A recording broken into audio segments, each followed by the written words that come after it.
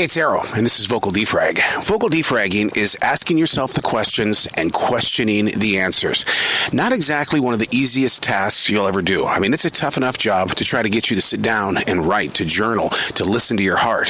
Now, get you to do a vocal defrag where you are physically asking yourself questions and then physically answering those questions, the same mind, body, and soul. I don't think that's true. I think sometimes we step out of our true identity because we want to be secure in other successes. We want to be this, we want to be that. And when that doesn't happen, we go in different directions, and then we wonder, what happened here? Well, because we weren't asking the questions and questioning the answers. I defrag in a journal. I've been doing that since November of 2017. Vocal defragging, 100% based on learning to listen to your pitch, volume, and tone. Are you in tune with what is happening with your present moment of right now? And asking those questions. I mean, this right here is teaching. This is not my vocal defrag. This is teaching. So when I do my real, authentic vocal defrag, I feel like an idiot. I feel it's stupid, but I answer the questions. And then I go back and study, not the day that I recorded, but several weeks, months later, because I'm learning how to find out how personal growth actually works. And putting it to work for you is how you become stronger on the inside, because that inner core of your mind, body, and soul, it needs to have a voice too. Don't let it just be the outside. Yeah, you can't just get some junk off from Amazon.com to heal that inner core. It's going to come from you. It has to. And that's where asking the questions and questioning the answers comes in.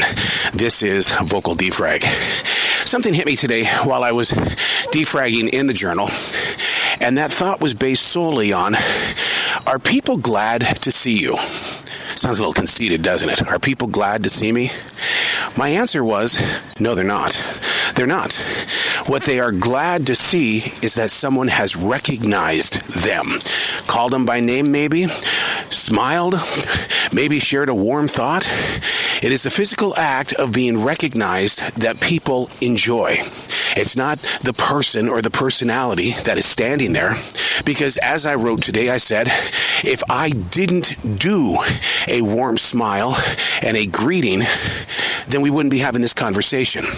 But it's something that they can get anywhere they want to, but they know that for the past 3 years, this essential job that I've been at, every time that I see them, I want to learn more about them. You see that? The recognition.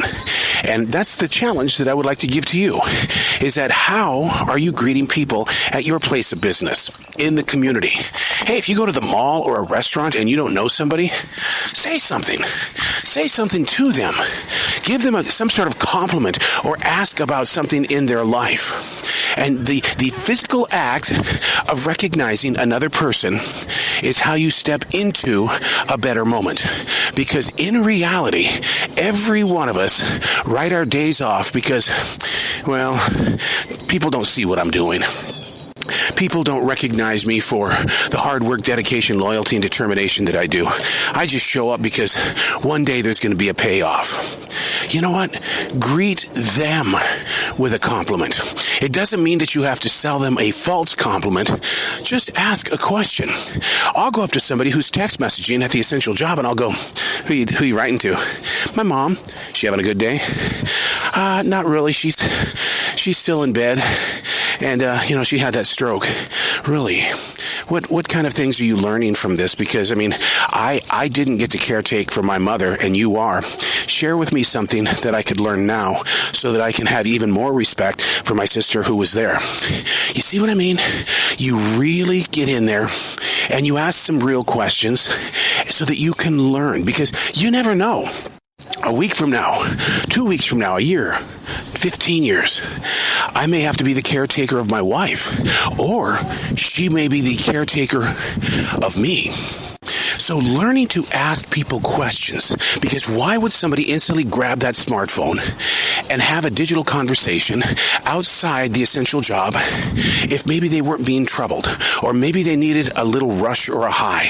Because you know what? CNN.com is my addiction. Why? Because it's a fear of what is going on in the real world. But does anybody come up and ask me about it? See how we are? I told you that. How people go is that they want to be recognized for something. So yesterday, in the journalized version of the defragging, I asked that question: why do you feel this constant need to go to CNN.com? And I explained that it's a fear of needing to know what is going on out there in the real world. So I asked the next question, and that is, where did this arrive from? First of all, we were in the core of the pandemic.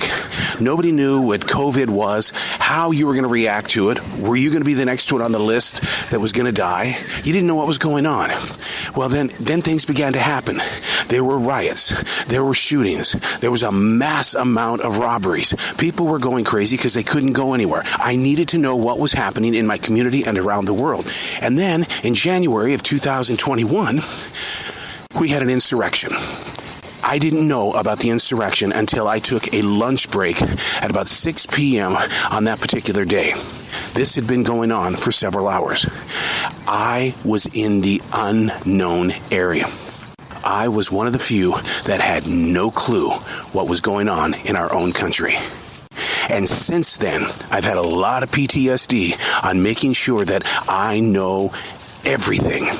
So now, the biggest challenge after that was, and I wrote it in the journal, how have you really changed because of this? Because of always having your nose in the smartphone to CNN.com. I said, I don't know if I believe it or not. I don't know if I believe Fox. I don't know if I believe NBC News. I don't know if I believe any of it. Who's telling us the truth?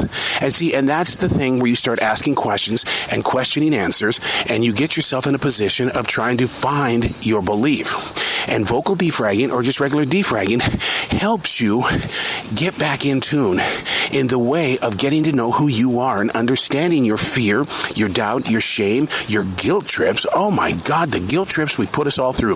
And if you're saying, none of that is me. Okay, congratulations. This week, today, if none of that is you, it's that storm is coming, because we all go through several different seasonal changes. And when we do, we got to pick ourselves back up, and we got to keep on walking. Keep on walking. Learning to ask yourself questions and then question answers. I call it defragging.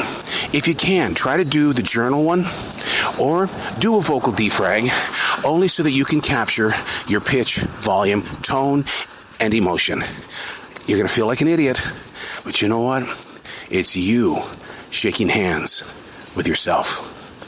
I'm Errol, and that's Vocal Defrag.